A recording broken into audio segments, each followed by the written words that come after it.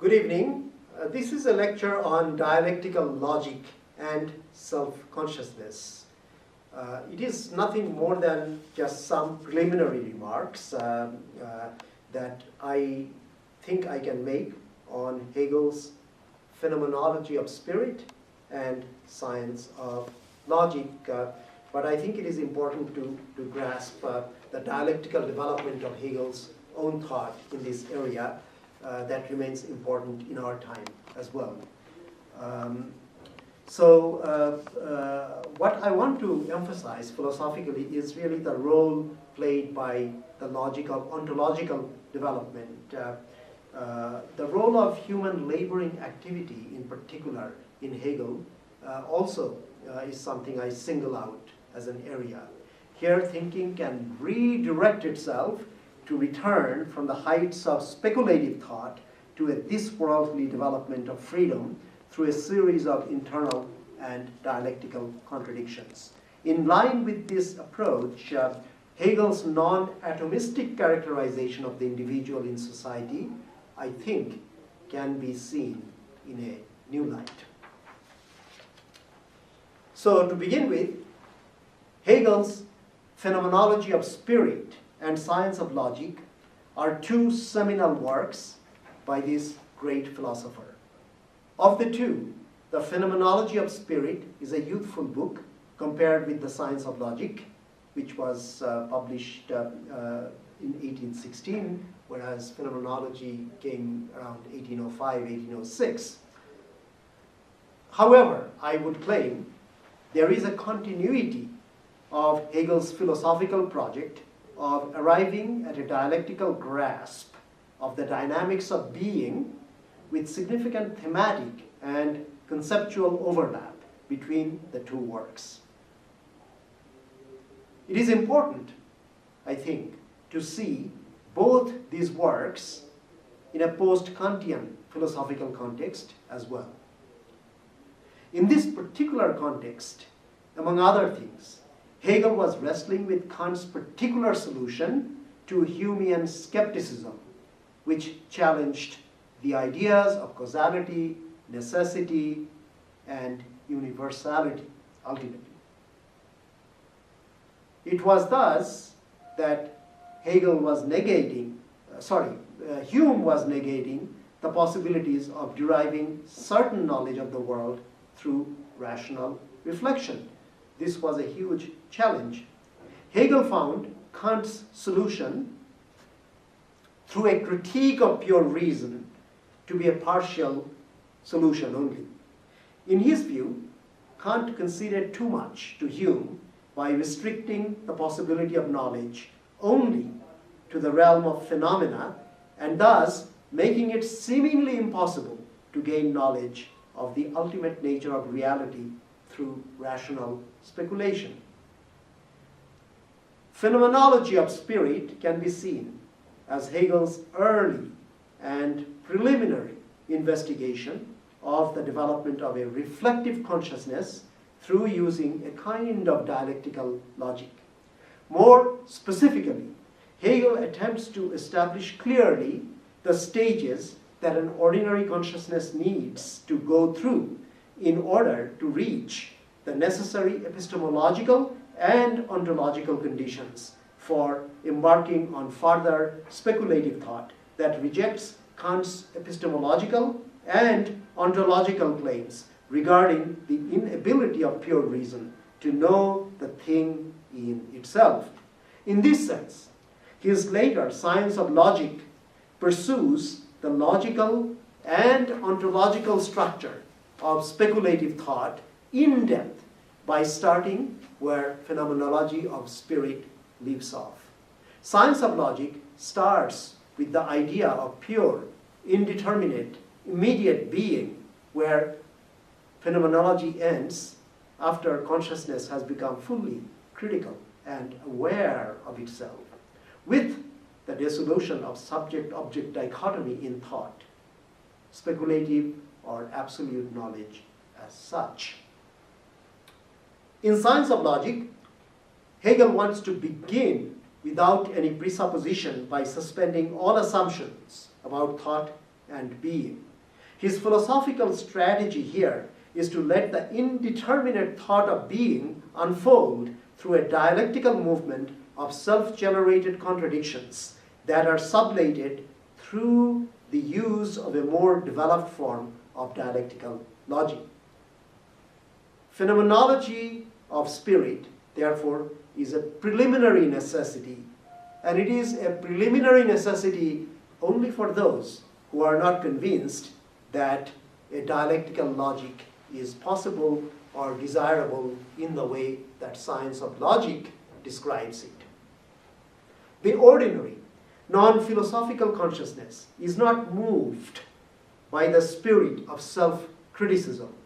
It is this possibility, and indeed the necessity as well, of self-criticism of thought by itself that Hegel wishes to bring out. But the ordinary consciousness is fixated upon everyday experiences of objects, processes, and practices. It does not see the point of challenging these already settled habits of the ordinary mind. Hegel wants to help the ordinary consciousness by offering a ladder to the inquiring mind in order to finally arrive at the standpoint of speculative logic. Hegel believes that the individual has the right to demand such a ladder, since the ordinary mode of consciousness is only certain of its ordinary modes of grasping sense data, perception, understanding, etc. Hegel shows that starting with immediate sense certainty, a dialectical movement of thought can be traced through the work of many mediations which lead ultimately to a perceptual stage of cognition. A similar dialectical exercise with perceptions leads to the category of understanding. A further process of mediation and sublation takes the consciousness to the next stage of self-consciousness. This is illustrated in Hegel through the famous master-slave figure. In what follows, I will emphasize the complexities of this master-slave figure. In particular, the role of the laboring process in creating self-consciousness will be a central aspect of my particular interpretation. It may be helpful to elaborate a bit upon these preliminary stages of passing from the ordinary consciousness to self-consciousness in order to get there. Sense certainty experiences itself in its Erfahrung or Erfahrung as being aware of the pure empirical particularity of things. At this point, this consciousness is naive and experiences seemingly no mediation. Here, of course, concepts or language in general comes to the fore, because our thinking at this stage is, in some sense, dependent on language, but is not sufficiently aware of the role of language. At this stage, consciousness looks at what it has before itself simply as this, here, now. However, through its own experience, Erfahrung, it realizes that the object, Gegenstand, is much more complex than the initial appearances. For example, this turns out to be not just a pure and simple this. A complex unity and continuity of many moments are found to be involved when we try to think through the idea of a simple this. In particular, the idea of this also involves the idea of its dialectical negation, that is, not this. Likewise, Hegel speaks of now as a now which is an absolute plurality of nows, and a here that turns out to be a complex of many heres involving also, I quote, a before and behind, an above and below, a right and left, end of quote, as Hegel reminds us using remarkably simple, everyday German locutions. Ultimately, this dialectical movement of what is now a reflective consciousness at its very early stages takes it to the category of perception, which overlays sense certainty. So what was certain before is not nearly so certain because it is shot with contradictions, and Hegel now has to think about finding a way to think in terms of contradictions in a coherent and self-sustaining way. Similar critical dialectical reflection on the part of the perceiving consciousness now results in a further discovery. Perception finds that its object is not just a thing with particular proportions and apparent color, etc. Rather, it is a concrete expression of a force within the object. This is clearly a post-Newtonian and a post-Kantian development. Here, Hegel is trying to push the Newtonian idea of a mechanistic force farther and to find its limits. To grasp the nature of this force with the mind requires Kantian understanding or Verstand.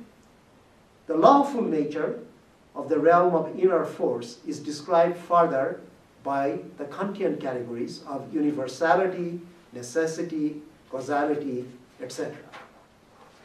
Thus, it is through this dialectical motion of Kantian understanding of the inner force that consciousness finally finds a dimension of itself in the things outside. I think this is the greatest misunderstanding of Hegel among people who want to use Hegel to maintain the status quo or take an otherworldly stance by using Hegel. Because when this happens, actually consciousness finds itself through objectification of the outside. There is a dialectical linkage between the inner consciousness and the outer creations of collective consciousness of human beings. A crucial further step in the development of self-consciousness occurs when consciousness discovers other living self-conscious beings. These beings validate our own awareness of ourselves by recognizing us. We, in turn, must recognize them as well and thus validate their awareness of themselves. This reciprocity is very important, it will turn out, for societal development. Most importantly, at this stage, through this mutual recognition, self-consciousness realizes that individual identity is not really that of an atomistic, isolated person. Individuals are formed by their interactions with others. These social interactions give self-consciousness a social character. Therefore, self-consciousness can think of itself as one aspect of a, I quote again, unit of different independent self-consciousnesses which, in their oppositions, enjoy perfect freedom and independence, end of quote. This is the point where a reflective self can say, quote, I that is we and we that is I, end of quote. This has been much misunderstood also by people who want to characterize Hegel simply as a collectivist. But the dialectical relationship between I and we is completely missed by such interpreters. There is some danger, then, of misconstruing Hegel as a collectivist. It needs to be emphasized, therefore, that Hegel is endorsing a genuine, individual, modern self-consciousness. But it is a self-consciousness that is rooted in a reciprocal sociality at the same time. In paragraph 177 of Phenomenology, Hegel clarifies further, and I quote, only so and only then is it self-consciousness in actual fact. For here, first of all, it comes to have the unity of itself in its otherness. Ego, which is the object of its notion, is in point of fact not, quote, object, unquote. The object of desire, however, is only independent, for it is the universal, ineradicable substance, the fluent, self-identical, essential reality. When a self-consciousness is the object is just as much ego. With this, we already have before us the notion of mind or spirit. What consciousness has further to become aware of is the experience of what mind is, this absolute substance, which is the unity of the different, self-related, and self-existent self-consciousnesses in the perfect freedom and independence of their opposition as component elements of that substance. Ego, that is, quote, we, unquote. A plurality of egos, and, quote, we, unquote, that is a single ego. Consciousness first finds it in self-consciousness the notion of mind, its turning point, where it leaves the party-colored show of the sensuous immediate, passes from the dark void of the transcendent and remote super-sensuous, and steps into the spiritual daylight of the present.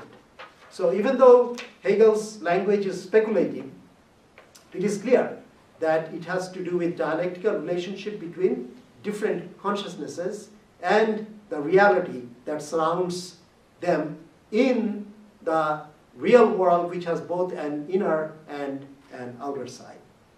The socio-historical unity of we and I is what Hegel calls Geist or spirit. Ontologically, Hegel understands Geists.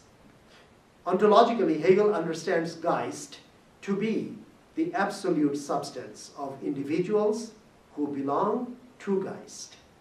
This brings us to a concrete elucidation of the mutual recognition problem through a consideration of the relation between the master and slave. The whole problem is set in the context of mutual recognition, because without such reciprocal recognition, consciousness cannot ground itself ontologically. As Hegel puts it, and I quote, self-consciousness exists in itself and for itself, in that and by the fact that it exists for another self-consciousness. That is to say, it is only by being acknowledged or recognized. Self-consciousness has before it another self-consciousness. It must cancel this, its other. To do so is the sublation. It must set itself to sublate the other independent being. Secondly, it therefore proceeds to sublate its own self. One who becomes the master, quote, is the consciousness that exists for itself, but no longer merely the general notion of existence for itself. In this social spiritual metaphor, the master, quote, is the power dominating existence. However, it is the slave who labors and is thus related to the world of things in nature. Therefore, Hegel concludes, quote, the truth of the independent consciousness is the consciousness of the slave.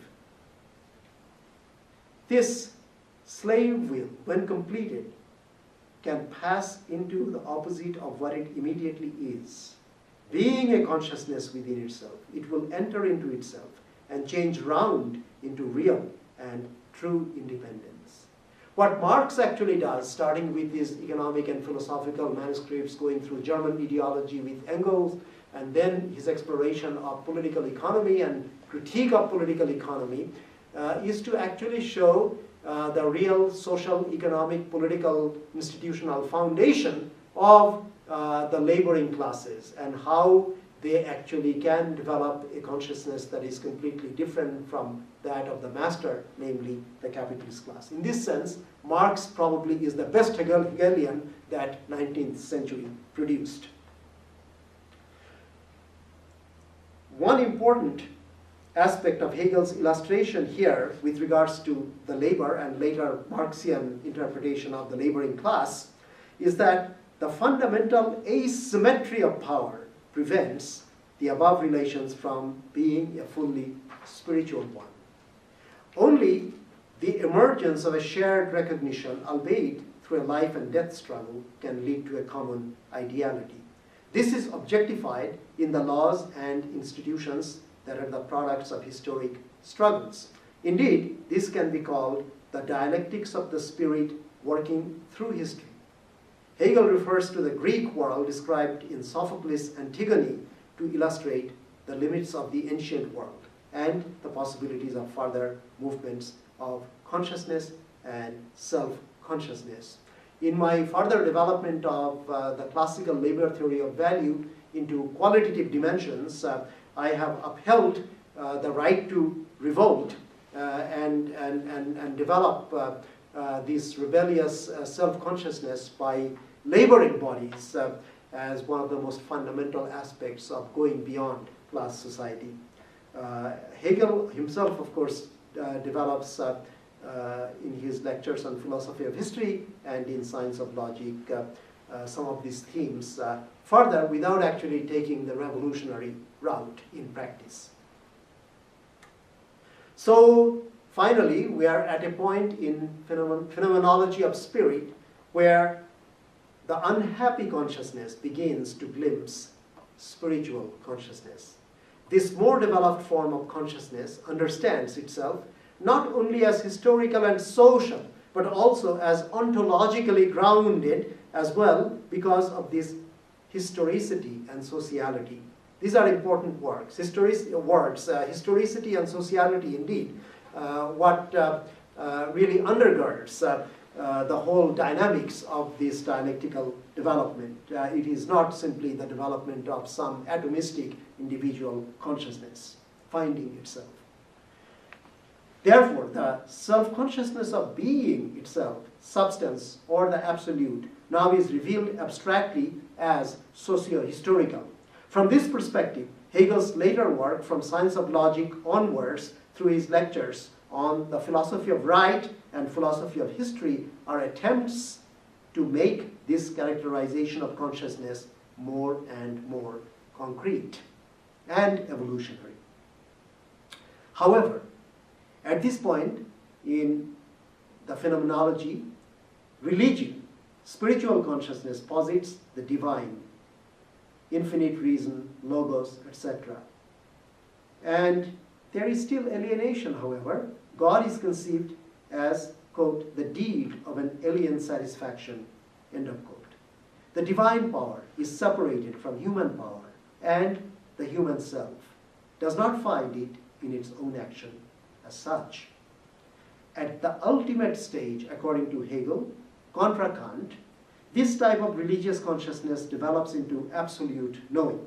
This step comes with the realization that the power attributed to an outside God is actually the power of dialectical reason. This is summed up in Begriff or concept. Begriff is always and everywhere at work in both ontological being and human consciousness. Only at this point of development into absolute knowing through dialectical reason does consciousness dissolve qua consciousness. It is finally able to transform itself into speculative thought. It is no longer just consciousness of, with its object out there. It is now universal dialectical reason and presages Hegel's later thought in Science of Logic. In this sense, as claimed at the beginning in this lecture, Science of Logic does indeed begin where Phenomenology of Spirit leaves off.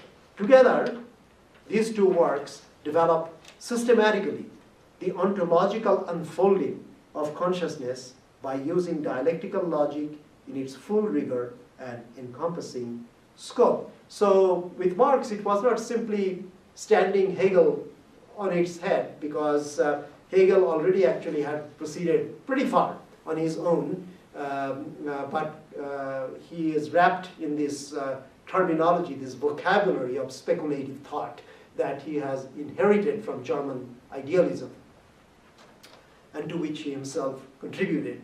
But when Lenin read Hegel many decades later, just before and during the First World War, he discovered really the dialectical side of reason and found in revolutionary activities a solution to the speculative problem. To go from speculation to real reason, one needs the practical activity of a certain class in alliance with other classes.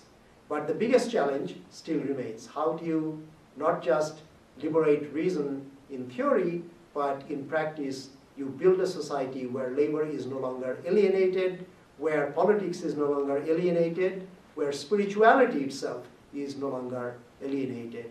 That requires a post-capitalist society moving towards classlessness and full development of individuality through society where the free and equal development of all is the reciprocal condition for free and equal development of each.